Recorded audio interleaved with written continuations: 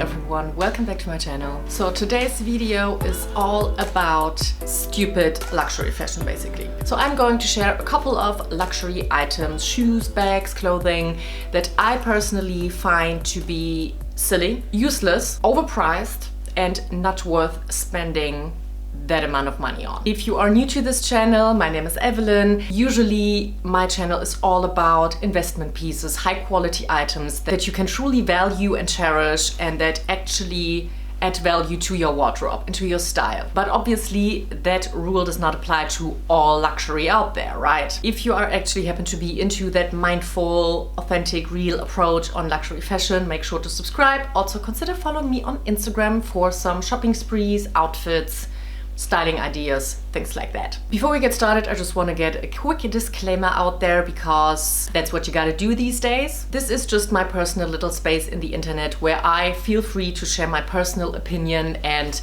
views on the luxury and fashion world. And of course, these opinions do not necessarily have to agree with you, and that is absolutely fine. I do not judge anyone who has any of these items or who, wishes to have any of these items that I'm going to mention. That is absolutely fine. This video is just my very personal individual opinion and honestly just for good fun. So let's get started. Item number one is something that I already talked about on this channel concerning useless designer items, and that is nano bags. For example, the Fendi Baguette micro or nano bags, or of course the very famous / infamous JACQUES Chiquito bag. So are these bags cute? Yes, they are very cute. But are they practical? No. Do they actually serve the sole purpose of a bag? No. Are they expensive? Hell yeah. So if you already follow me, you know that I'm actually a fan of JACQUES in general. I really love the aesthetic of the brand, but these bags are overhyped and absolutely useless.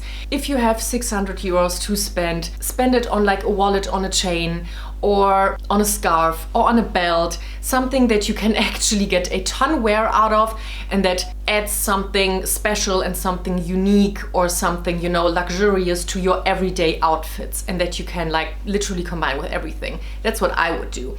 I would not spend these 500 or 600 euros on something that is just like a hype beast and that is just pretty to look at, but you can't even like put a lipstick in it and you can't even open it up. If you look at the JACQUES Chiquito bag, you do have this like stiff top handle that is basically part of the construction of the bag itself. It's part of the flap. So now imagine yourself holding the bag in your hand or holding the bag on your shoulder and then opening this flap. That basically means that the whole handle does move towards your body while you try to open the bag. It just doesn't make any sense. It just doesn't make any sense. It's like buying shoes without a sole. It's like buying sneakers without laces. You know what I mean? These are the type of item that are solely there for the gram. They look cute on a picture. They are very photogenic, if you might say so. They do add something very unique and special and cool and even quirky to your outfit, obviously. But unless you already have a collection of, I don't know how many handbags that do actually are functional handbags, if it's designer handbags or not, then maybe, yeah, of course you don't care, you just add that bag to your collection as a cute little gimmick. Is it actually a handbag? No, it's something that looks like a handbag, but it's not, because it does defeat the sole purpose and definition of what a handbag actually is supposed to be. My cat agrees. So moving on to the next item. This is actually an item that part of me is guilty of loving and another part of me actually does not want to like these. And these are the Chanel chunky Birkenstock kind of sandals that you also see all over social media right now. So this is definitely a shoe that, divides opinion. Either you love these aesthetics or you don't. So of course the conventional view on these is they are man repelling and unsexy, which I think is questionable in the year of 2020, let's be honest. However, I do agree that they are very chunky, that they look almost like orthopedic shoes, you know what I mean? And as much as I love a chunky black sandal, because these kinds of shoes are actually quite flattering when you wear them, let's say with a skirt, because they make your legs super slim. However, what I do not like about these is the fact that they are just like a overpriced Birkenstock sandal. Like, you know those Birkenstock sandals, they are the old school, original, chunky dad or grandpa or grandma sandal, you know, and the Chanel version is just like the bougie version of that, basically. Also, I of course do not like the fact that they are extremely overhyped right now, and therefore of course they are a trend item, and they do still cost like over 1,000 euros, you know, so you do spend a lot of money on something that might be like super old season and dated by the next summer season. So I would most likely not be open to spend that money on this kind of shoe. If I would spend that kind of money on a shoe, I would go for like an ankle boot or something like that. A cool lace-up boot, or of course a handbag, something that you just know is a little bit more timeless, something that you are just comfortable and confident about, thinking towards the upcoming seasons and years. So yeah, Chanel Birkenstocks, one part of me likes them, but the other part of me says no. The next trend, oh my god, it's transparent shoe straps. Right now there are so many shoes out there, like high-end designer shoes that do come with like transparent PVC straps, like high heels. And I never liked them. I do not like them, and I will never like them. They always looked tacky, and they will continue to look tacky forever, in my humble opinion. I don't know why people love this look.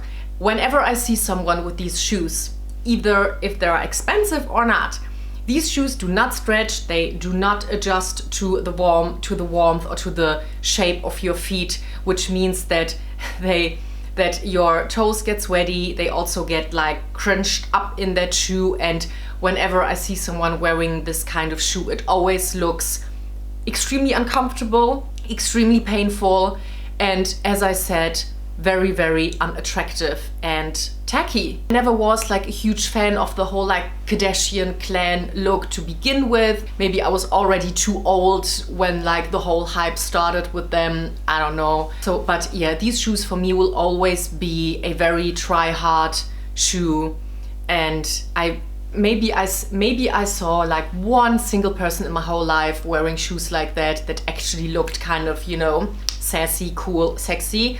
But like all the other 99.999% always looked wrong in some kind of way, and I don't think that this is something that we should all strive for when buying expensive high heels. Buy a cute sparkly shoe, buy something with laces, buy something with like a spectacular metallic effect or something. There are so many beautiful high heels out there, but going for this like transparent look, you are sweaty, you are in pain, and your toes look like they will like die off in 2 hours. That's not a look.